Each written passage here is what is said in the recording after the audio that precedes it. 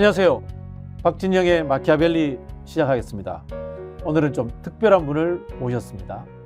이지수, 문재인 정부 때 해외 언론 비서관을 하신 분입니다. 국제 변호사기도 하시죠? 네, 미국 변호사입니다. 네, 네네. 반갑습니다. 네. 반갑습니다. 네. 저는 처음에 성함 듣고 여성분인 줄 알았어요. 많은 분들이 그런 오해를 좀 하십니다. 네, 네. 그 해외 언론 비서관을 하셨는데요. 네네. 해외 언론 비서관이라는 게 주로 어떤 일을 하는 건가요? 그러니까 여러 가지 이제 일을 하는데 그 중에서도 가장 중요한 거는 외신 관리입니다. 예를 들어서 외신 관리. 대통령님의 홍보 측면의 외신도 필요로 하고, 그다음에 뭐 국정을 알리는 부분 이런 부분도 있고, 또 하나 맡은 일은 대한민국을 벗어난 해외 모든 홍보를 총책임지고 있었습니다. 그러니까 이제 제가 있는 동안에는 사실 코로나 기간이었기 때문에 그 기능을 많이 살리지는 못했습니다만은 해외 홍보를 총괄하고 있는 그런 자리입니다. 네. 원래 근데 전공은 제가 듣기로는 경영학이나 경제학 쪽으로 들었는데. 네. 예, 여러 가지 방면을 공부를 했습니다. 원래 학부는 경제학 했고 또 경제학 석사도 받았는데 미국은 이제 처음에 MBA 하러 갔다가 경영학이죠. 네. 그랬다가 공부 욕심이 조금 더 생겨서 로스쿨 3년짜리 로스쿨을 졸업을 해서 마치고 미국에서 변호사 생활 한 2년 정도 하다가 귀국을 했습니다. 아, 미국에서 변호사 생활 하셨어요? 예, 네. 한 2년 정도 법정 들었다 아, 그랬습니다. 알겠습니다. 그 제가 이제 듣기로는 대통령 선거 시절인가요? 네. 그때 이제 뭐 문재인 후보 시절이죠. 그렇죠. 2017년도에 그때 네네네. 문재인 후보가 타임지에 네네. 표지인물로 나왔을 예. 때 그때 좀 역할을 하셨다 그런 많은 이야기를 분들이 들었는데. 네. 이제 그거를 사랑하고 계셨죠. 사랑해 주셨죠. 그러니까 협상가라고 하는 이제 아시아판 표지에 이제 문재인 후보, 당시 문재인 후보를 이제 올려드린 건데, 사실은 제가 그거를 처음부터 계획을 했고 설득을 했고 기획을 했고 이런 모든 일들을 다 책임지고 했었습니다. 그래서 결과적으로 아주 좋은 내용들이 나왔고 홍보에도 상당한 도움이 됐다라고 해서 지금도 양산에 찾아가서 인사를 드리면 그 이야기를 지금도 하십니다. 이 비서관 그걸 어떻게 했느냐. 그 보통 이제 대통령이 되고 난 이후에는 뭐 타임지의 표지인물이 될 수 있는데 역대 선거에서 후보가 타임지의 표지인물이 됐다. 이건 최초인가요? 우리나라에서는 최초입니다. 그러니까 보통 재임 시절 대통령들은 타임지의 표지 한 번쯤 올라가고 싶어하는 욕구들이 있습니다. 박근혜 후보 때 한 번 오르긴 올랐습니다. 그것도 후보 시절이었는데 그때는 아주 나쁜 제목으로 올라갔죠. 독재자의 딸. 이런 식으로 타임지가 독재자의 딸이라고 하는 후보로서 좀 네거티브하게 나온 반면 이제 우리 문재인 대통령은 이제 협상가. 그 당시에 남북 상황이 아주 안 좋지 않았습니까? 이제 어떤 그런 식의 그 평화를 해결할 수 있는 사람 이런 식으로 이제 후보를 올려드린 거죠. 제가 한 가지 좀 비하인드 스토리를 말씀드리면 이명박 대통령이 타임지 표지에 올라가기 위해서 정말 몇 년을 작업을 했다고 합니다. 제가 대통령 시절에요? 대통령 시절에 나중에 들었는데 근데 결국 못 올라갔습니다. 네. 그만큼 타임지의 표지라고 하는 게 여러 요인들이 작용을 해야만 표지에 올라갈 수 있는데 제가 뭐 이명박 대통령 일을 해줬던 분들한테도 들은 거고 타임지 쪽 입장에서도 들었는데 결국은 못 올라가가지고 아쉬워했다 이런 부분도 있습니다. BTS가 타임지에 올라갔잖아요. 그럼요. 그럼 BTS는 대통령급이네요. 그러니까 이제 타임지가 대통령을 올려드릴 때도 있고 명사를 올려드릴 때도 네. 있고 인기인을 올려드릴 때도 있고 또 문제를 심각하게 일으킨 김정은도 올라간 적이 있습니다. 이런 식으로 뭐 꼭 좋은 사람만 올라가는 건 아니고 이제 그 주 내지는 그 달에 뜨거운 뉴스가 된 분 이런 분들을 올려드리는 거죠. 네, 알겠습니다. 하여튼 재미있는 일을 하신 것 같아요. 저희가 이제 보통 이 정치 프로그램에서 자주 못 뵌 이런 경력을 가지신 분인 것 같습니다. 첫 번째 질문을 제가 아주 좀 포괄적으로 드리고 싶은데요. 윤석열 대통령의 해외 언론의 평가는 어떻습니까? 글쎄 그 부분에 대해 말씀드리기 전에 제가 대통령의 외국과 관련되어 있는 일에 대해서 조금만 말씀을 드리겠습니다. 대통령의 외교 무대라고 하는 거는 정말로 어떻게 보면 외로운 자리입니다. 무슨 말씀이냐면은 제가 탁현민 비서관하고도 이런 이야기를 많이 했지만 참모진들이 준비해 줄 수 있는 최대치가 아마 80% 정도밖에 안 됩니다. 나머지 20%는 정말 개인기가 발휘돼야 되는 부분입니다. 그러니까 참모들이 아무리 열심히 해도 다자구도라든지 양자회담에서 결국은 정상 딱 둘만 만나는 시간이 확보돼야 되고 거기서 개인기가 발휘될 수밖에 없는 상황인데 지금 윤석열 정부를 보면은 참모들도 일을 못하지만 그 개인기 부분에서 너무 아마추어 같은 모습이 자주 연출되다 보니까 아마 대통령 시대에 있는 사람들도 지금 막 속이 탈 겁니다. 참 행운스럽게도 저희가 모셨던 대통령님은 그 20%를 정말로 꽉 채워줄 수 있는 능력을 가졌던 분이셨기 때문에 보좌하는 입장에서도 딱 스테이지만 마련해드리면 20%는 저희가 믿고 할 수 있다. 이런 부분이 있었습니다. 왜 이런 말씀을 드리냐면은 윤석열 대통령이 취임하자마자 계속해서 저는 외신 지국장들이나 이런 사람들하고 뭐 소통하고 자주 만날 때는 뭐 한 달에 한 번씩도 만나고 하는데 처음에는 잘 모르는 상태에서 상당히 조심스럽게 평가를 했죠. 그러다가 떡하니 나온 게 이제 이코노미스트지의 그 기본도 안 된 대통령 이런 이야기가 나왔고 그게 2022년도 아마 8월달 정도 되죠. 그러니까 결국은 취임한 지 3개월 남짓 경과했을 때 이코노미스트라고 하는 상당히 보수적으로 알려져 있는 매체에서 경제지니까요. 그 정도의 강한 제목으로 뽑았다라는 건 저도 사실 외신을 담당했던 사람으로서 충격적이었었습니다. 내가 이코노미스트 지국장도 잘 알고 걔네들의 성향을 아는데 이 정도까지 제목을 강하게 뽑았어라고 해서 저도 놀래가지고 좀 추적을 해봤습니다. 이코노미스트가 경제지지만 이걸 경제 정책을 갖고 평가는 아니고 윤석열 대통령의 정치 행태를 보고 이제 평가한 거로 봐야 되겠죠. 정치인으로서의 윤석열을 평가한 내용이었었습니다. 카리스마가 부족하다부터 시작해서 전혀 정치적 수학이 준비되어 있지 않다. 내용들을 보시면 정말로 신랄한 비판이었고요. 또 한편 수긍할 수밖에 없는 그런 내용들이었고. 그래서 이코노미스트지가 그 칼럼을 싣고 나서 다시 또 이제 그분들하고 이제 다시 또 더 많은 소통을 하게 됐죠. 이제 도대체 새 정부가 들어서서 뭐 우려는 있었습니다만은 그래도 또 국민의 한 사람으로서 그래도 웬만큼 중간 정도는 해주기를 바라는 마음이 있지 않았겠습니까? 근데 외신 지국장들 내지는 외신들 사이에서 돌아다니는 이야기들이 심상치가 않더라고요. 이거는 완전 아마추어다. 거기에 조금 나중에 이제 가서 더 말씀을 드리겠습니다만은 민주주의의 기본 원칙도 안 지키는 이런 정부가라는 평가들이 자꾸 제 귀에 들려오더라고요. 그래서 이제 쭉 그들하고 다시 이제 소통을 하기 시작을 하고 하다가 사실 정점을 찍었을 때가 이태원 참사 때입니다. 저는 이제 기억이 나는 게 이태원 참사 때는 사실 외신이 한국에 대해서 이야기하는 게 별로 못 들었어요. 오히려 이제 잼버리 때 저희가 잼버리 때도 컸죠. 많이 들었고 그다음에 때도 바이든 날리면 네, 그러니까 이 일련의 과정들이 지금 그들이 가지고 있는 윤석열 정부, 윤석열 대통령에 대한 평가가 하루아침에 뭐 어제는 좋았다, 내일 나빴다 이런 게 아니거든요. 쭉 쌓이는 거거든요. 일련의 과정들을 쭉 보면은 그들이 지금 이제 나중에 말씀드리겠습니다만은 윤석열 정부, 윤석열 대통령에 대한 그 평가가 너무나 나쁠 수밖에 없는 일련의 사건들이 쭉 쌓여 있었습니다. 제가 여기 방송을 출연하기 위해서 좀 준비해달라고 이제 저랑 같이 일하는 분들한테 그 좀 사건이라면 사건 내지는 해프닝 뭐 내지는 참사 이런 것들을 좀 정리를 하다 보니까 정리하던 친구가 이런 갑자기 한숨을 푹 쉬더라고요. 조각처럼 들려왔던 게 많았는데 이걸 정리하다 보니까 이렇게까지 많은 사람이었느냐. 뭐 정말 수도 없이 나옵니다. 그 외신도 나름대로 개별 사건을 다루지만 이 개별 사건 속에서 윤석열 대통령의 특징, 그다음에 윤석열 리더십이 부족한 부분들의 키워드가 뭔지 이런 걸 뽑아내겠네요. 그럼요. 외신들도 여기에 보통 한번 취임하면 길게 있는 분들은 6년, 7년도 있는 분들도 있고 짧게는 한 3년, 4년 있다 보니까 처음에 자기네들이 갖고 있던 그 혹시라도 편견에 의한 게 아닌가라는 조심을 하고 있지만 시간이 지나가면서 그런 것들이 다 축적이 됩니다. 그럼 하나의 이제 어떤 평가로 자리 잡고 있는데 제가 왜 이태원 참사 사건 때 이야기를 들었냐면 이제 그때 이태원 참사 사건이 있고 여러 보도가 있었었고 외국 지국장들도 외국 매체들도 상당히 충격적으로 받을 수밖에 없는 시대 한가운데서 일어난 참사 아닙니까? 또 엄청난 희생이 일어났고 그래서 이제 어떻게 지내는지 궁금해서 한 2주 정도 지난 다음에 이제 연락을 했는데 제가 깜짝 놀랄 만한 좀 상황을 들었어요. 오늘 여기 와서 처음 푸는 건데 세계 유수 매체이고 이태원 참사가 일어나고 나서 사실은 지국 단위에서 그 취재를 한 게 아닙니다. 왜냐하면은 본사에다 연락을 해가지고 뉴욕타임스도 그렇고 BBC도 마찬가지고 걔네들끼리 이야기하는 포렌식 팀, 그러니까 한 8명으로 구성되어 있는 특수 사건 분석팀들이 옵니다. 서울로.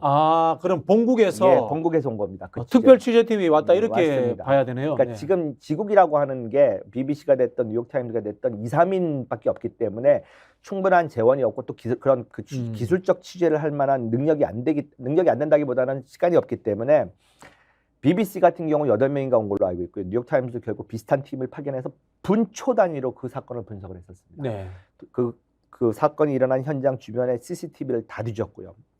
그렇게 해서 이틀에 걸쳐서인가 방역을 한 걸로 좀 아는데 그 결론 비슷하게 내린 부분이 있어요. BBC가 뭐냐. 이거는 인재였다. 인재였다.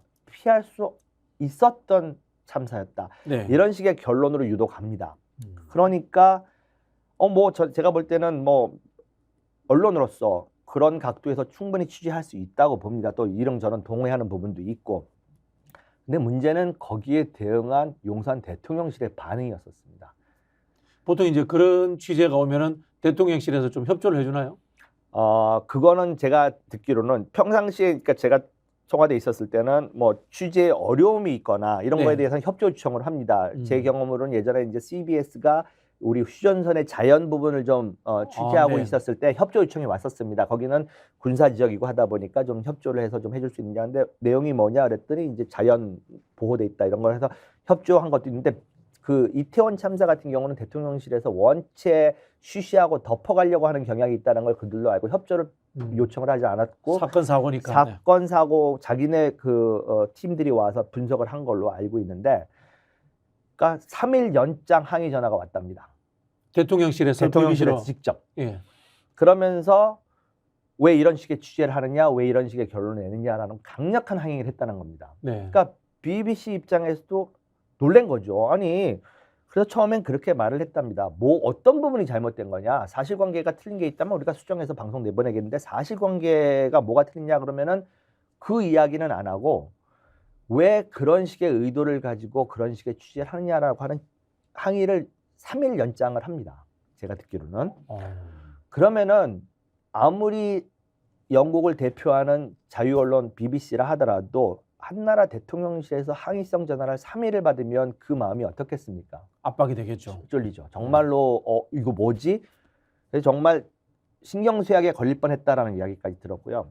더 심각한 거는 BBC 런던에다가 그거를 내용을 말을 했습니다. 그래서 BBC 런던에서 이거 공개하자라는 회의가 열렸었습니다. 본사에서 한국 정부가 항의를 하니까 새롭게 출범, 이걸 공개할 건지 말 건지 회의를 했다. 예. 새롭게 출범한 정부가 언론 취재에 대해서 이렇게까지 부당한 간섭을 하고 있다는 게 회의 의제로 올라갔었습니다. 근데 결론은 뉴스를 다루지 않겠다라고 했었습니다. 왜 그러냐면 BBC에는 큰 원칙이 있습니다. BBC는 뉴스의 주제가 되지 않는다. 이제 해외 유수 언론들의 원칙들이 있습니다. BBC는 예전에 한번 영국 정부하고 부딪혀가지고 결국은 BBC가 틀린 게 아니라는 게 입증이 됐지만 상당한 곤혹을 치렀거든요. 그리고 자사 뉴스 만들지 않는다 이거네요. BBC는 뉴스의 주제가 되지 않는다가 하나의 큰 원칙입니다. 그래서 그것 때문에 결국은 문제 삼지를 않기로 했다라고 저는 들었는데, 만약에 그게 런던에서 봤을 때도 이건 심각하다라고 해서 공개를 했다라면 이건 국제적인 대망신입니다. 만약에 이제 BBC가 공영방송이니까 그걸 방송했더라면은 한국 정부가 영국 정부에 또 항의했을 수도 있겠네요. 뭐 BBC는 사실은 어느 정도로 언론의 자유와 이 권력을 갖고 있냐면 영국 정부도 두려워하지 않습니다. 예전에 뭐 과거에도 영국 정부와도 여러 번 부딪혔고 사실관계를 놓고 그렇기 때문에 뭐 우리가 공식적인 외교 채널을 통해서 뭐 영국에 항의를 했을 수는 있겠지만 이건 뭐 벌어지지 않은 가정이지만 어쨌든 뭐 그렇게 항의했다고 BBC가 뭐 사과하고 이럴 만한 매체는 아닙니다. 그 정도의 그 언론 자유에 대한 확고한 의지를 갖고 있는 상황인데, 제가 놀랬던 거는 그 일련의 과정들을 들으면서 도대체 새 정부의 대통령실이 언론관이 이게 뭐지라는 정말 충격적인 사실이었죠. 저도 아까도 말씀드렸듯이 외신도 관리하고 숱한 소통을 했습니다만은 그들의 취재에 대해서 간섭하면 안 됩니다. 그건 그들의 영역입니다. 그럼 국내 언론도 마찬가지예요. 맞습니다. 그게 언론관입니다. 그들이 잘못된 사실관계는 교정해 줄 수가 있습니다. 이거는 이 시간이 아니었어. 시간이 좀 바뀌었어. 사실관계는 충분하게 뭐 교정을 요청을 할 수도 있지만 또 그들도 그건 받아들입니다. 하지만 그들이 취재한 내용, 분석 이런 거에 대해서 한나라 정부가 나서 왈가왈부를 한다라는 거는 그 나라 언론 지수를 보여주는 거거든요. 그거는 그들에게 더한 분노를 삽니다. 그 이후에 이제 이런 것들이 쌓이면서 계속해서 그 외신들을 중심으로 물론 뭐 뉴욕에서 나온 적도 있고 여기저기서 지금 윤석열 정부와 대통령실의 이 언론관에 대한 회의적인 시각들이 계속 생겨나고 있습니다. 이게 사실은 그런 거는 이제 BBC 입장에서는 한국 신정부의 언론 자유에 대한 인식도 알게 된 거고, 그다음에 민주주의가 후퇴했다는 것도 인식돼서 그때부터 이제 느낌을 가졌던. 근데 이게 또 법률적으로 따져보면은 엄격하게 따져보면 직권 남용과 보도 통제에 해당될 수도 있다. 근데 이제 그런 거는 이제 외국이니까 이제 또 더 복잡한 이슈들이 이제 결부가 되는데 네. 그게 이제 출범하고 얼마 안 돼서 벌어진 참사 아닙니까? 그러니까 이제 이 사람들도 이거 뭐지? 아니 도대체 언론을 어떻게 생각하고 이런 식의 우리한테 강제적인 좀 그런 메시지를 전해오지 이런 우려들이 생기기 시작한 거죠. 그때부터 이제. 그 BBC 같은 외신에 그랬다면은 국내 언론한테는 어떻게 했겠느냐 이런 짐작이 갈 수 있을 겁니다. 정말 상상이 안 가는 거죠. 근데 그것도 안 되니까 이동관까지 이제 데려다가 이제 하는 거 아닙니까? 정말 뭐 오늘 또 뭐 다음에서 또 무슨 조그마한 해프닝이 있었던 것 같은데 이런 식으로 국민들의 눈과 귀를 가리고 언론을 통제하고 이런 시도 자체가 이건 민주주의의 근본을 흔들겠다라는 이런 의도로밖에 볼 수가 없기 때문에 정말 우려되는 상황입니다. 그러면 그 당시 이제 이태원 참사 때 BBC의 보도라든가 이런 쪽들은 뭐 하위직 경찰 공직자들의 실수가 아니라 국가의 운영 방식의 문제다. 뭐 그런 식으로 결론이 났나요? 예. 유도를 했습니다. 그렇게 결론을 유도를 했습니다. 그러니까 결국은 이것은 막을 수 있는 인재의 사건이었다. 관리가 충분히 될 수 있었던데 여기서 미스를 했다. 이런 식의 이제 보도를 했고요. 거기에 대해서 이제 대통령실이 뒤집어졌죠. 참 그 일련들의 사건들을 그 사람들하고 보면서 저한테 막 하소연까지 하더라고요. 비서관님 이게 뭡니까? 근데 뭐 저야 이미 떠난 다음이니까 안타깝다라는 말씀은 드렸지만 이게 좀 더 심각해지면 이건 정말로 국제적 위신, 국격 이거와 연결되는 문제인데 조금 우려를 갖기 시작했죠. 그때부터. 그러다가 또 한 번 이제 폭발한 게 바이든 날리면 사건입니다. 바이든 날리면 사건. 그때도 참 일화들을 많이 제가 들었는데 저는 그 당시에 대통령실의 대응이 아주 아마추어졌다고 생각합니다. 이미 벌어진 일 빨리 사과하고 매듭을 지었었으면 그렇게까지 후폭풍이 일어나진 않았을 텐데 자꾸 아니다, 딴말했다 이렇게 공보를 한 사람이 가장 가면 안 되는 방법으로 수습을 하려고 했다라는 게 이슈를 계속 끌고 가는 거죠. 이슈를 자꾸 더 나쁜 뉴스는 사과 빨리 하고 덮는 게 공보의 ABC 아니겠습니까? 근데 그거는 자기네들이 기다 아니다 막 하면서 자꾸 뉴스가 커졌고 거기에 백미를 이제 장식한 게 MBC 1호기 타지 마. 1호기 타지 마. 여기서 이제 외신들 뒤집어졌습니다. 그럼 MBC 1호기 타지 마 이것도 외신에 나왔나요? 다 나왔습니다. 다 나왔습니다. 그러니까 우리가 대한민국에 지금 제가 기억하기로는 상주 외신 인원이 평상시에 120명 정도 됩니다. 그러다가 탄핵 때는 사실 250명까지 늘어났습니다. 그러니까 대한민국이 이미 세계 국제 무대에서 아주 중심은 아니더라도 중심 근처에 와 있기 때문에 생산되고 있는 뉴스가 엄청 많습니다. 세계 뉴스에 뭐 언론사들은 거의 다 와 있다고 봐야 되겠네요. 그렇습니다. 지국을 여기다 두고 있는 것뿐만 아니라 조금 더 옆길로 좀 세다 보면은 뉴욕 타임즈의 3대 허브가 서울에 와 있는 거 아세요? 아시아 허브가 제가 허브가 청와대에 있었을 때 이제 유치한 것 중에 하나인데 뉴욕 타임즈는 지금 세계를 어떻게 뉴스를 편제하냐면 세 개의 허브를 통해서 운영을 합니다. 8시간제로 해가지고 뉴욕에 하나 본사 두고 있고 런던에 유럽에서 벌어지는 그다음에 서울에 아시아에서 벌어지는 8시간을 총 커버하는 뉴스 허브가 와 있습니다.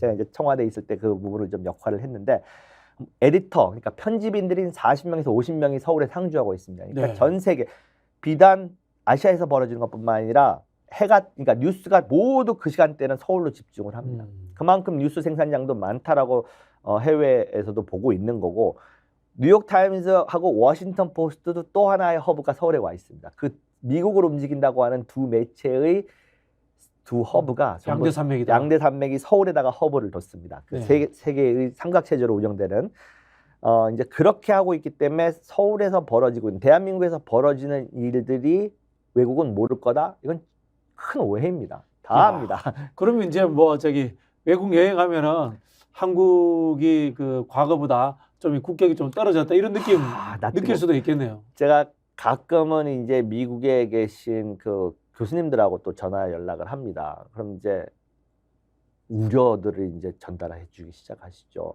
문재인 대통령 계셨을 때 정말로 어깨에 속된 말로 뻥 들어갔었다. 그랬는데 갑자기 지금 자기네처럼 해외에서 사는 사람들 막 낯뜨거운 일들이 벌어지고 있다. 그러니까 이게 다 연관이 있는 일들입니다. 뭐 우리는 그냥 우리가 잘못해서 어떻게 실수하면 되겠죠.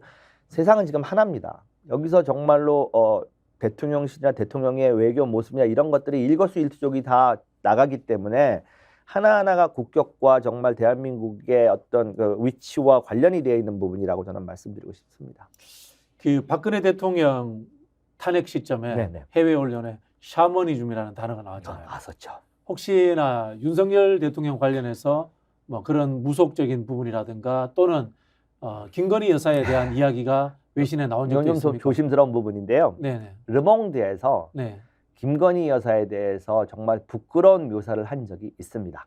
대선 그 기간 동안에. 나토 갔다 왔을 때. 아니요, 그거는 이제 대선 기간 동안에 대선 기간 했었습니다. 동안에. 네. 그러니까 국내에서 이제 그 당시에 소문이 돌고 있던 김건희 여사에 대한 소문을 르몽드가 그러한 소문이 있다라는 이제 이렇게 따옴표를 따가지고 하긴 했습니다만은 정말 좀 부끄러운 묘사들을 했었습니다. 그래서 저는 당시에도 참 이건 정말 낯뜨거운, 낯부끄러운 이런 기사들이 계속 나가는구나 이런 게 있었고요.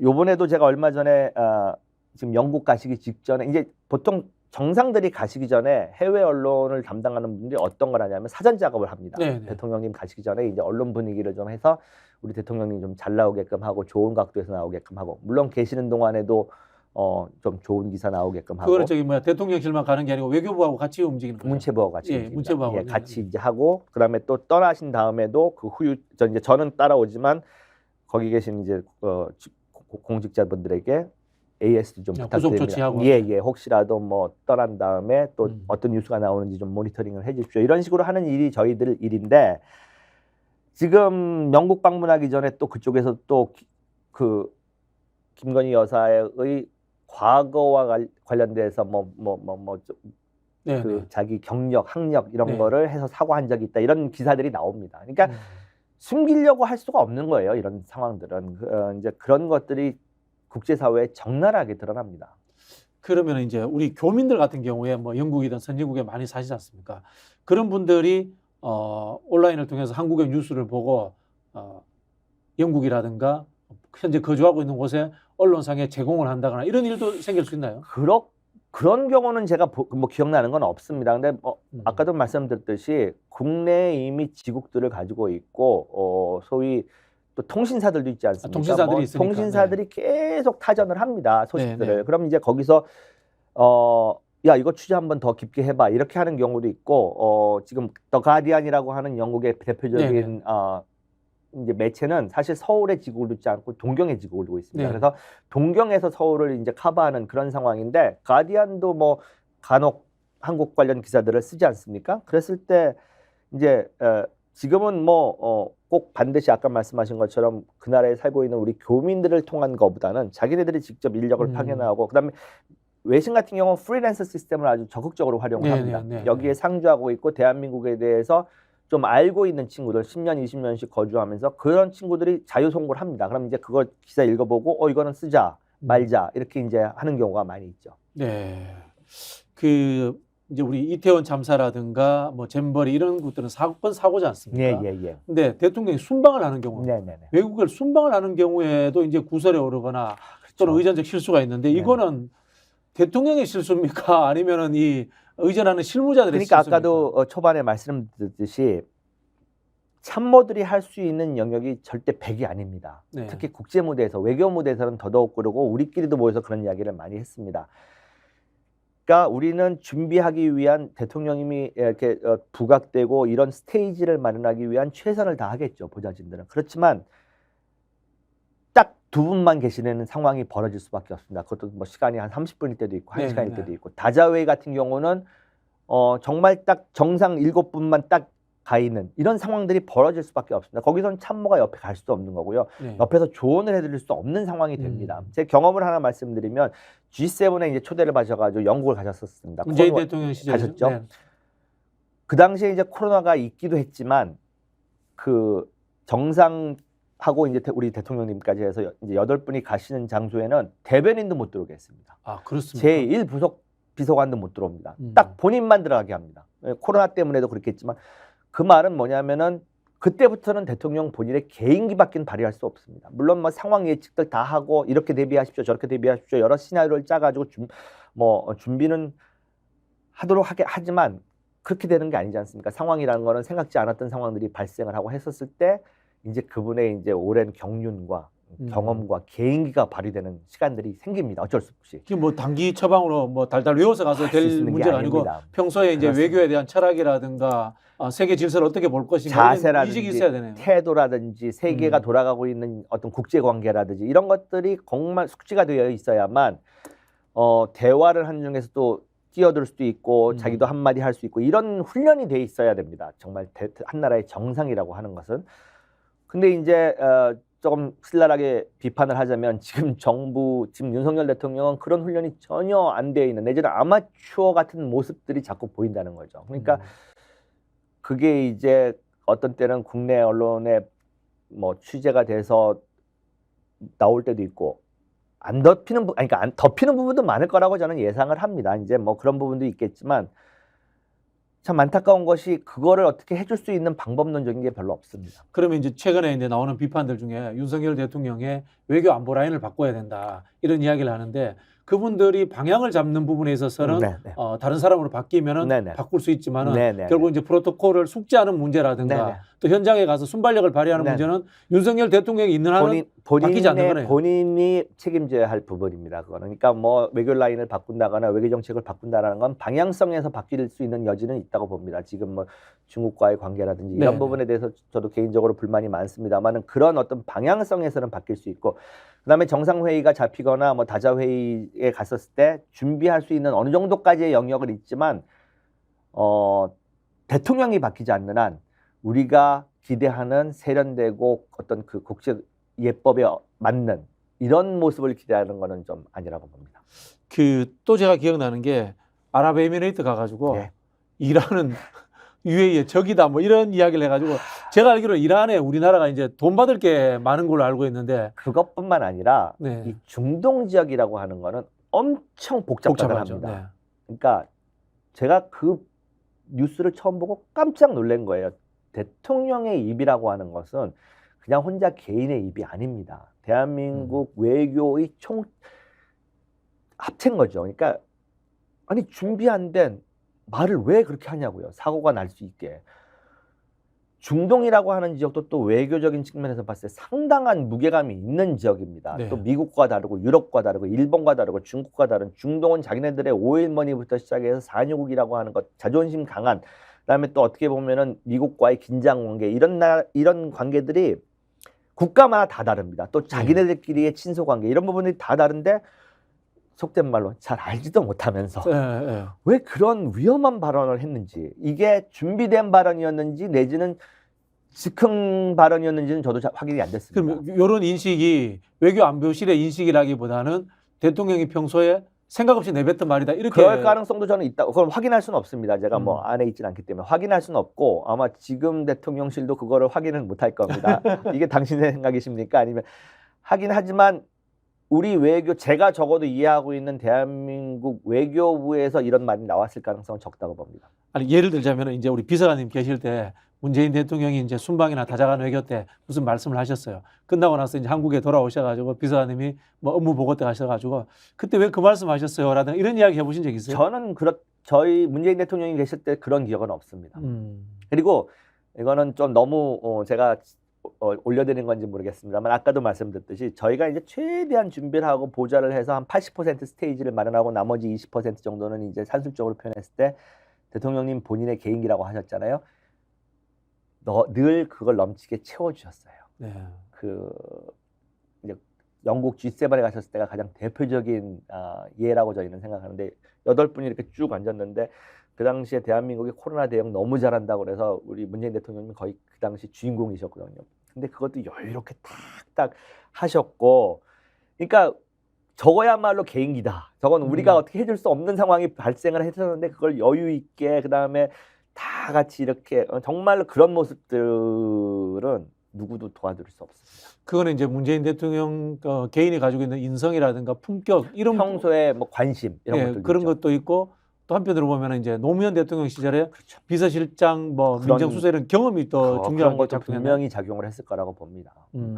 노무현 대통령님은 제가 직접 모시지 않아서 잘 지근거리에서 보신 적은 없지만 노무현 대통령님도 나중에 이제 기회가 있을지 모르겠지만 지금 말씀드릴게요.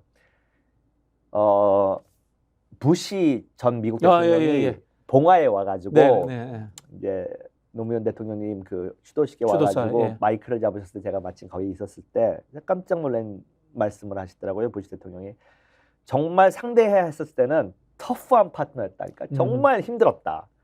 근데 돌아서서 자기는 존경했다. 야, 저렇게까지 자기 국가 이익을 위해서 지키려고. 그러니까 대통령이란 자리가 그렇습니다. 늘.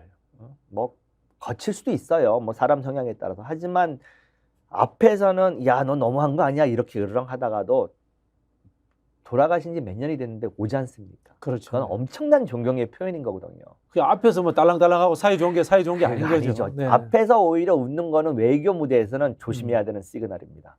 정말로 저 사람이 돌아가서 자기 참모들하고 어떤 이야기를 하고 한나라 대통령에 대해서 어떤 평가를 하고 그게 후속 조치로 어떻게 이어지는지를 봐야지 앞에서 웃고 앞에서 뭐 악수하고 뭐 허그하고 이랬다는 게 다가 아닙니다. 지금 뭐 윤석열 대통령이 기시다나 바이든 대통령한테 굉장히 좀 친근감 있고 다정다감한 사람이에요. 그리고 사실 미국과 일본에 대해서 양보도 많이 하는데 양보를 받으면서도 뭐 고마워하는 측면도 있겠지만 한편으로 보면 또 얕잡아 보는 측면도 있겠네요. 저는 우려스러운 거죠. 이렇게 봅니다. 제가 보는 개인적인 시각이긴 합니다만 지금 바이든 입장에서 윤석열 대통령 너무 이쁠 겁니다. 네. 뭐 해달라는 거 이상으로 늘 해주고 기시다 입장에서 봤을 때도 좋죠. 뭐 그런데 그게 과연 옳은 길인지는 꼭 한번 생각해야 된다고 저는 생각을 합니다. 그러니까 그리고 또 한 가지는 그 사람들이 앞에서 웃고 야 너가 최고야 최고야라고 해줬다고 해서 돌아서서 정책이나 대한민국을 위해 어떤 선택을 할 때 대한민국 이익을 위해서 어떤 선택을 해줄지에 대해서는 저는 확신할 수 없다고 봅니다. 결국 이제 외교라는 것이 선의의 교류라기보다는 자기 국가에 대한 무한한 이기주의적 측면에서 빼낼 거 빼내는 최대한 빼내는 뭐 그걸로 이해를 해야 외교 무대라고 하는 건 철저하게 자기 국가 이익을 위해서 웃기도 하고 화도 내고 뭐 액션도 취하고 이러는 정말 살벌한 무대입니다. 그렇다 보면은 그 궁극적인 목적은 방금 말씀하신 것처럼 자국의 이익입니다. 뭐 무조건 자기 이익을 지키기 위한 정글과 같은 곳이 외교 무대이기 때문에 뭐 A 나라 대통령과 B 나라 대통령이 사이 좋았네, 술을 마셨네, 뭐 어디 캠프 데이비드에 가서 뭘 했네. 그거 다 형식인 거고요. 캠프 데이비드 가려면 뭘 많이 줘야 된다고 하더라고요. 뭐 그 부분에 대해서는 뭐 잘 모르겠습니다. 뭘 줬는지 안 줬는지 확인이 안 돼, 확인은 할 수는 없는 부분이지만 아무나 갈 수 있는 곳은 아닌 건 분명합니다. 노무현 대통령도 그 당시에 미국에 초청을 받았을 때 부시가 캠프 데이비스 이야기를 했대요. 그렇죠. 근데 뭐 조건이 따라붙어서 노무현 대통령이 바로 단칼에 노했다고 하더라고요. 분명히 하나만 더 덧붙이자면 외교 무대는 공짜가 없습니다. 공짜가 없다. 공짜가 절대 없습니다. 네. 이번에 이제 그 에이펙 윤석열 대통령이 참석을 했습니다만은 바이든하고 기시다는 만났는데 시진핑은 뭐 만나려고 했던 것 같아요. 그러니까, 아니면은 시진핑이 그냥 패싱한 것 같아요. 뭐 오늘 중앙일보 기사에 나온 거에 의하면은 중국 쪽에서는 윤석열을 만날 전혀 준비팀을 안 데려갔다라는 보도가 나왔어요. 그 말은 아예 계획적으로 무시를 한 거죠. 너 이번엔 안 만나. 이런 식으로 계획을 잡고 왔다라는 거죠. 왜냐하면은 만약에 대통령 한 분의 움직임이라는 게 혼자 움직이는 게 아니지 않습니까? 만약에 윤석열 대통령을 혹시라도 만나게 되면 만나야지 하면 통역 대동해야 되죠. 한국 전문가 대동해야 되죠. 만나기 전에 또 회의해야 할 또 팀들 데려가야 되죠. 이 정도로 같이 움직이는 건데 그런 걸 하나도 안 데려갔다는 겁니다. 그러니까 애초에 그럼 만날 생각이 없었다는 거죠. 그 말은 대한민국이 지금 윤석열 정부가 출범하고 나서 대중국 이 관계에 대해서 엄청나게 지금 불만이 있는 거죠. 불만이 있다. 저희가 외교 무대에서 이런 말까지 해도 되는지는 모르겠습니다. 뒤끝이 제일 장렬하는 나라가 중국입니다. 외교관들이 이렇게 모여서 이렇게 이야기하면 미국 같은 경우는 대통령이 바뀌거나 이러면 또 관계 안 좋았다가도 또 이렇게 좋아질 수 있고 이런 부분이 있는데 뒤끝 오래가고 장렬하고 이런 부분들이 중국 외교관이다. 그러니까 중국과의 관계는 빨리 뜨거워지는 경우도 없고 빨리 식는 경우도 없다 이런 말들을 많이 하시더라고요. 저는 뭐 그런 부분들이 다 영향이 있다라고 저는 봅니다. 이제 에이펙 같은 이제 다자간 외교를 하러 갈 때 이제 윤석열 정부에서 이야기하는 것처럼 즉석 만남 같은 이런 게 있습니까 실제로? 있긴 있습니다. 있긴 있습니까? 그러니까 이제 저희가 그 대통령님이 이제 순방 가기 전부터 이제 준비 회의를 여러 번에 걸쳐서 합니다. 뭐 외교부도 부르고 뭐 이렇게 하는데. 이왕이면 다자회 같은 데 가셨을 때 이왕이면은 양자회담을 많이 잡으려고 합니다. 근데 여러 이제 정상들이 모이다 보니까 스케줄의 문제도 있고 하다 보니까 100% 잡아가지고 떠나는 건 절대 아닙니다. 가서도 계시는 동안에도 계속해서 외교부가 움직여서 양자회담을 더 잡으려고 하는 경우는 분명히 있고 현장에서 결정되는 경우도 있습니다. 그런 부분은 있는데 그 다음에 뭐 외교라는 게 우리가 생각할 때는 100% 딱 세팅이 돼가지고 할 것 같은데 저도 이제 조금 약간 놀란 부분이긴 한데 대강의 윤곽이나 틀은 뭐 한 80~90%까지는 잡아가지만 나머지 10%는 현장에 갔을 때 하는 경우도 있고요. 아, 그러니까 대통령 개인기가 중요하다는 많이 말씀을 중요하죠. 하시는구나. 네. 정말로 딱 100% 세팅돼서 하는 경우는 거의 없습니다. 근데 그럼에도 불구하고 이런 생각은 들거든요. 미중 일 이 정도는 다 준비하죠. 늘 기본 세팅 아닌가요? 그러니까 늘 준비해서 가야 되는 거 아닌가요? 거기는 당연히 양자회담을 하기 위한 여러 의견을 타진할 것이고 계속 협상을 할 거라고 저는 생각을 하고 있고 이번에도 마찬가지였을 거라고. 근데 중국 같은 경우는 계속 뜨뜻미지근하게 했겠죠. 네. 두고 보자. 절대 노 안 합니다. 네. 이 외교 관계에서는 왜냐하면 또 어떻게 상황이 바뀔지 모르잖아요. 간동안에 또 무슨 중국과 한국에 무슨 문제가 생길 수 있기 때문에 노를 명확하게 하지 않습니다. 두고 보자 이렇게 하겠죠. 네. 종합적으로 이제 우리가 윤석열 정부의 외교 특히 이 프로토콜이라든가 이런 부분들에 대해서 이야기를 하고 있는데 네네. 문재인 대통령하고 한번 비교를 한번 해봤으면 싶어요. 글쎄요, 너무 격차가 많이 일어나고 또 제가 또 사심이 좀 개입될 수 있는 부분이라 좀 조심스러운 부분이 있긴 합니다. 특히 이제 윤석열 정부가 세일즈 외교 이런 이야기를 많이 하면서 대기업 총수들도 막 동행을 시키는데 제가 이제 그 경제지 기자들한테 그런 이야기를 한번 해봤어요. 네네. 우리 한국 같은 이 글로벌 기업들이 대통령 따라다니는 게 그렇게 큰 도움이 돼? 그런 이야기를 하니까 기자들이 말을 잘 안 해줘요. 뭐 제가 그거와 직접적으로 관련된 일을 하지 않았기 때문에 저도 건너들었고 이제 회의할 때 뭐 오고 간 이야기들을 들었을 때 대기업 같은 경우에는 말씀하신 것처럼 자기네들의 해외 네트워크가 다 있고 어떻게 보면은 정부에 버금가는 정도의 외교 그 마케팅 능력이라 이런 게 있습니다. 그럼에도 불구하고 두 정상이 만나기 전에는 저쪽도 마찬가지고 우리도 마찬가지고 어떤 경제적 선물 보따리를 준비해 갑니다. 보통 이제 그랬을 때 대기업들한테 혹시 너네 뭐 몇 년, 5년 내에 투자할 계획이 있으면 야 이번 기회에 같이 터트리자 이런 것들은 합니다. 제가 듣기로도. 네. 근데 이제 그 다음에 뭐 금액 조정도 야 이거 좀 더 올리자 낮추자 뭐 이렇게는 하지만 예전과 같이 대기업이 뭐 하란 대로 하는 세상이 아니기 때문에 뭐 일방적으로 전혀 없던 계획을 뭐 청와대나 대통령실이 요구한다고 해서 하지는 않습니다 이제는. 근데 이제 그런 걸 이렇게 묶는 작업은 좀 합니다. 그래서 이번에 대통령 가실 때 뭐 반도체 부분에 얼마 투자하는 거 그럼 이제 하나의 선물 보따리처럼 보이고 대신에 저쪽에서도 그에 상응하는 선물 보따리를 받을 수가 있죠. 윤석열 정부 들어서서 이제 생각을 해보면은 이제 미국 갔을 때도 대기업이 따라갔습니다. 삼성, SK 뭐 따라갔는데 그럼 결국은 원래 이제 대기업이 투자 계획이라든가 이런 게 있는데 정부가 거기에 같이 얻어 타고 갔다. 뭐 이런 표현을 써도 되겠네요. 사실은 상호 도움을 받는 관계입니다. 예를 들어서 대기업 입장에서도 한 나라의 대통령과 갔었을 때 급이 달라지죠. 이제 주지사하고 다음에 만났을 때 벌써 달라지지 않습니까? 이 세계 관계라는 게 이제 그런 급을 따지는 경우가 많이 있는데, 그러니까 뭐 꼭 대통령만 그 대기업의 어떤 그 도움을 받는다라기보다는 대기업도 또 한 나라의 정상과 움직이는 거에 대한 편익 다 계산하죠. 그러니까 도움을 받는 부분은 분명히 존재합니다. 근데 이제 의문이 드는 게 이거죠. 미국에 투자를 하기로 했는데 미국은 우리한테 경제적인 부분을 준 게 없어요. 그러게요. 저도 이번에 이제 영국 같은 경우에는 더 황당한 게 뭐 미국은 이제 외교 안보 문제가 중요하다고 치더라도 영국에 34조 투자하겠다 이야기를 했는데 영국하고 우리에게 돌아온 이야기는 합동훈련한다. 영국하고 우리하고 합동훈련하는 게 무슨 의미가 있나. 이게 외교 모르는 사람도. 뚱딴지 같죠. 뚱딴지 같은 느낌이 그다음에 사실은 군사력으로 비교했었을 때 지금 우리가 영국보다 위입니다. 아, 그렇습니까? 예, 지금 세계 뭐 국방비 사용 내역이나 이런 걸 봤었을 때 영국보다 우리가 지금 모든 면에서 뭐 무기나 이런 걸 봤을 때 위인데 갑자기 좀 저도 더 들여다봐야겠습니다만은 좀 생뚱맞은 감이 없지 않아 있습니다. 근데 한미 관계에서는 이제 그런 식의 서로 선물 보따리를 교환하는 경우는 있습니다. 특히 이제 최근에 이제 트럼프, 바이든 이렇게 하면서 자국 내 일자리라고 하는 거를 이제 자기네들 선거 때문에 중요하게 여기다 보니까 그쪽에서 이제 욕을 하겠죠. 야, 이번에 공장 좀 지어서 우리 일자리 늘리는 거 좀 선거에 도움되게 좀 갖고 와. 그러면은 우리는 너네 안보와 관련된 거 이런 거 줄게. 이렇게 하죠. 그런 교환들은 있지만 영국 요번에는 조금 이 균형이 전혀 안 맞는. 제가 좀 여쭤보시면 게 문재인 정부 때도 이제 문재인 대통령이 영국은 가셨을 거 아닙니까? 그 G7 때 갔었습니다. 근데 영국이 이렇게 중요한 나라입니까 우리한테?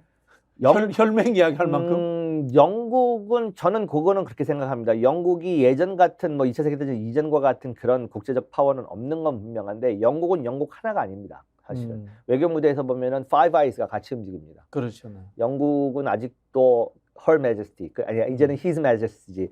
왕이 있는 나라지만 캐나다, 뉴질랜드, 호주 이런 데와 다 외교 그거를 공조를 하기 때문에 네. 영국의 국제적 위상은 예전 같지는 않지만 중요한 것만큼은 사실입니다. 그 부분은. 마지막으로 이제 이 말씀 드리고 싶은데요. 경제적인 부분에서 네네네. 문재인 대통령도 물론 이제 대기업들 같이 가기도 했습니다만은 신남방 정책이나 이럴 때 중견기업들, 중소기업들 뭐 같이 데리고 인도도 가고 많이 가셨죠. 해외 진출 때문에 인도 공장을 방문하기도 하고 그런 일들을 많이 했단 말이에요. 문재인 대통령 때의 이 세일즈 외교라는 것과 윤석열 정부의 세일즈 외교라는 것의 차이점들, 성과의 차이점. 아까도 말씀드렸듯이 경제라고는 하는 것은 따로 움직이는 경우는 거의 없습니다. 물론 네. 뭐 대기업이 어떻게 뭐 리비아나 이런 데서 먼저 외교보다도 먼저 뭐 업적을 세우는 경우도 간혹 예외적으로 있었습니다만은 외교와 경제는 불가분의 관계처럼 움직입니다. 예를 들어서 네. 정부의 외교력이 먼저 나서주고 웬만큼의 관계를 만들어 놓은 다음에 이제 경제적 어떤 이게 역사를 통해서도 그렇습니다. 쭉 과거의 역사를 봐도 그런데 아까도 말씀하셨듯이 문재인 정부의 그 외교의 큰 틀 중에 하나가 신남방 신북방 정책이었습니다. 그리고 또 중견기업, 중소기업에 대해서 정부의 그런 외교력에 도움을 한 것은 절실했기 때문에 같이 갔었을 때 내지는 상당한 도움을 받았다라고 저는 들었는데 지금 정부 같은 경우에는 이렇게 지금 미중 패권 경쟁이 벌어지고 있는 상태에서 적과 친구를 명확하게 하는 상황에서는 경제적으로는 정말로 경제 운신의 폭이 줄어들 수밖에 없다고 저는 봅니다. 국제 무대에서 지금 이렇게 적과 아군을 명확하게 구별해야 하는 게 맞는지부터 저는 의심이고요. 왜냐하면은 다 시장이거든요. 전 세계가 다 시장인데 이렇게 외교에서부터 자꾸 블락을 쌓아놓은 상태에서 경제는 넓혀야 된다. 저는 그건 전혀 안 맞는 거라고 생각을 해서 좀 안타까운 부분이 많이 있습니다. 네, 그 전통적으로 이제 보통 이제 보수 정권들은 본인들이 이제 안보와 외교 잘한다. 그런 이야기들을 하거든요. 근데 그게 사실인가요? 저는 이번 정부는 외교적인 측면에서 봤을 때는 이건 보수에서도 이단하다고 생각합니다. 보수에서는 이단하다. 보수에서조차도 이단하다. 지난번에 얼마 전에 9월 19일 날 남북평화회담 5주년 행사를 했었을 때 우리 문재인 대통령님이 첫 서울 오셨을 때도 그 말씀을 쭉 하셨는데 사실은 북방 외교 이거 다 시작한 게 노태우 대통령이 박근혜 대통령 때 중국과의 관계 개선을 위해서 얼마나 많은 정말 미국으로부터 욕을 먹어가면서까지 간 정도로 보수 정부도 물론 민주당 정부도 마찬가지였습니다만은 적과 아군을 구별하려고 하는 이분법적 접근을 하지 않았었어요. 우리에게 실질적인 도움이 되느냐는 실리적 측면에서 외교력을 확장하려고 했고 경제 지평을 넓히려고 했던 게 저는 진보 보수의 구별 없이 그거는 공통점이었다고 생각을 합니다. 남북 평화 문제도 마찬가지고요. 근데 이번 보수 정부는 그런 보수들의 외교적 기본 근간으로부터도 이탈되어 있는 정부라고 저는 규정합니다. 남북 문제도 마찬가지고요. 소위 북중러 그 외교 관계도 그렇고 중동과도 마찬가지고 이게 정통 보수 외교를 했던 분들도 제 개인적인 생각이긴 합니다만 이거 뭐지? 이 정도의 지금 설명되지 않는, 설명할 수 없는 부분에 어떤 외교를 하고 있다고 저는 봅니다. 그 말씀은 이제 과거 역대 보수 정권들도 실용주의 국익이교였는데 지금은 이제 이념 편향적이다. 예, 어떤 면에서 봤을 때는 그 진보 정권보다도 더 과감한 접근을 한 적이 있었습니다. 노태우가 중국 문제에서도 과감하게 국교를 정상화시켰고 소련 문제도 정말로 우리가 볼 때도 감탄스러운 그런 행보를 보이셨고 뭐 박근혜도 많은 뭐 잘못도 있었습니다만 중국이라고 하는 큰 시장을 잡기 위한 어떤 그런 국가 정상으로서의 처절한 정말 그 외교 전투를 보였던 게 저희가 분석해도 그렇거든요. 전체적으로 우리가 이제 노태우 대통령 때 짰던 외교의 틀이 쭉 뭐 진보 네, 보수 정권이든 맞습니다. 이어져 왔다고 봐야 네, 되겠네요. 저는 그렇게 보고 있습니다. 그래서 진보 정부도 그거가 좋은 부분은 승계를 분명히 했고 더 확장했고 더 깊게 했고, 이번 정부는 그런 맥락에서도 분명히 해석될 수 없는 그런 모습을 보이고 있다라고 저는 봅니다. 네. 마지막 질문을 하나 드리겠습니다. 예. 민주당이 야당인데 네네. 야당의 입장에서도 이 외교 활동이라든가 네네. 정당 외교 또는 국회 외교 네네. 그리고 또 한편으로 보면은 외신 관리라든가 네네네. 뭐 예를 들자면 야당 대표가 타임지에 올라갈 수는 없는 건가요? 그러니까 지금 그 부분이 저도 사실 민주당원입니다. 민주당원인데 조금 안타깝고 부족한 부분이라고 제 눈에는 보입니다. 예를 들어서 지금 윤석열 정부가 외교 국익을 지켜내지 못하는 이런 모습을 봤었을 때 안타깝죠. 그렇다면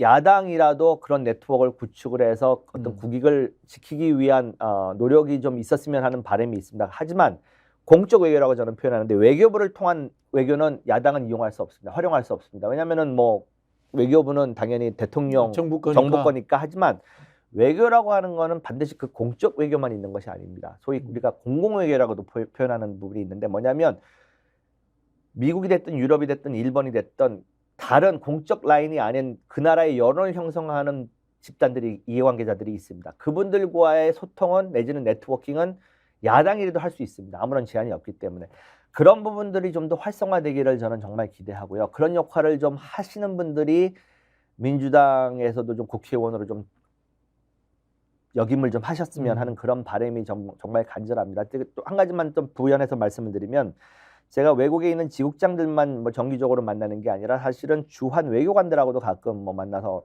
뭐 맥주도 먹고 뭐 식사도 하고 그러는데 그 미국이나 영국 쪽 그쪽 분들이 누구라고는 뭐 개인적으로 밝힐 수는 없습니다만은 조금 안타까워하세요. 이 민주당에 대해서.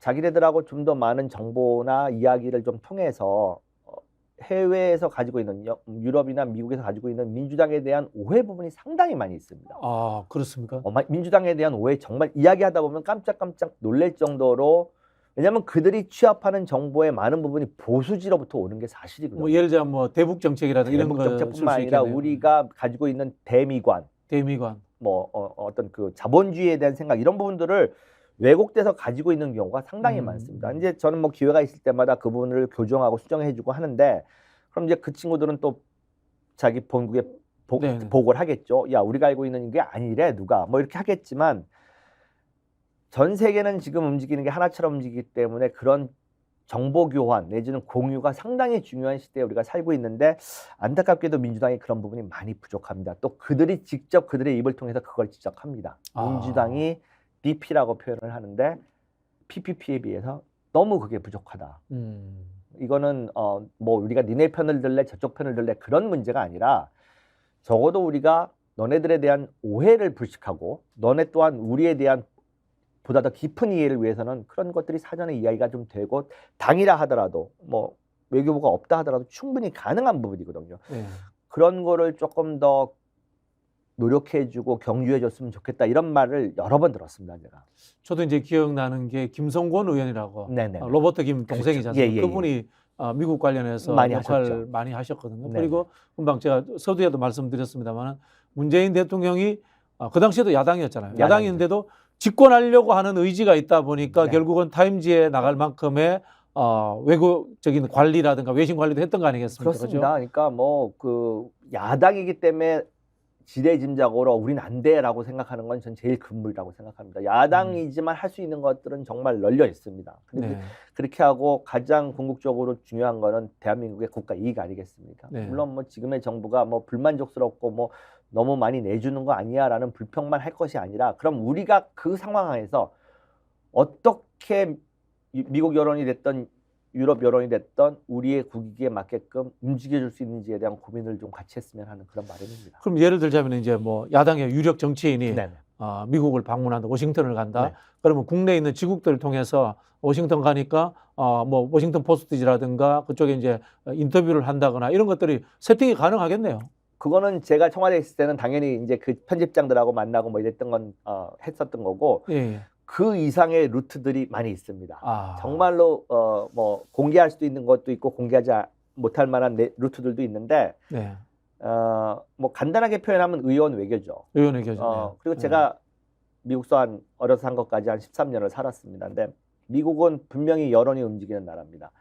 그리고 그 많은 분들이 미 의회의 권력 권한에 대한 정확한 이해를 못합니다. 미 상원 의원 10명이면 어마어마한 그렇죠. 권한을 갖게 됩니다. 조금 과장해서 표현하자면 상원 의원 10명이면 대통령에게 버금간다라고 하는 게 제가 표현하는 건데 의원 외교가 그만큼 중요합니다. 정책을 발표하고 입안하는 건 다 행정부지만 미국도 그거를 만들어내기 위해서 의회와 끊임없는 소통을 합니다. 그 가운데 대한민국의 이익을 위해서 움직일 여지는 충분히 있습니다. 그런 보이지 않는 외교의 물밑에서 벌어지고 있는 그런 데에 민주당이 좀 더 깊이 관여하고 네트워킹을 구축하고 유럽도 마찬가지입니다. 그런 부분들의 역할을 조금 더 해야 할 시대가 이제는 됐다고 생각합니다. 예, 알겠습니다. 오늘 참 좋은 말씀 많이 들었습니다. 마지막으로 우리 비서관님 그 개인적인 일정이라든가 향후에 뭐 전망 뭐 이런 것도 좀 짧게 소개해 주시고 끝을 맺죠. 네. 글쎄요. 지금 저는 이제 청와대에서 만 24개월을 근무하고 나왔고요. 그다음에 지금은 뭐 사실은 총선 준비를 한번 하고 있습니다. 지금 제가 마포 갑을 준비하고 있습니다. 마포 갑을 선택한 이유는 제가 이제 초등학교 때 외국서 이사를 온 곳이 마포였고요. 또 중고등학교를 다 거기서 다녔고 계속해서 거기서 20년 넘게 살았고 또 청와대 나오기 전에 다시 이제 혼자 되신 어머님을 모시기 위해서 마포로 가서 그런 연고들도 있고 또 한 가지는 마포는 제가 볼 때는 지금 뭐 소각장 문제로 좀 시끄럽지 않습니까? 마포가 그렇게 낭비할 만한 지정학적 위치가 아닙니다. 지금 어떻게 보면 서울의 중심으로 만들 수 있는 여러 가지 요건들을 갖추고 있는 곳이기 때문에 그런 부분에 꿈을 꾸고 있는 사람으로서 한번 도전하고 있습니다. 네, 알겠습니다. 자, 시청자 여러분, 오늘은 저희가 윤석열 정부에 대한 외신의 평가 이런 부분들에 대해서 이지수 전 해외 언론 비서관 모시고 좋은 말씀 많이 들었습니다. 자, 이것으로 마치도록 하겠습니다. 감사합니다. 네, 감사합니다.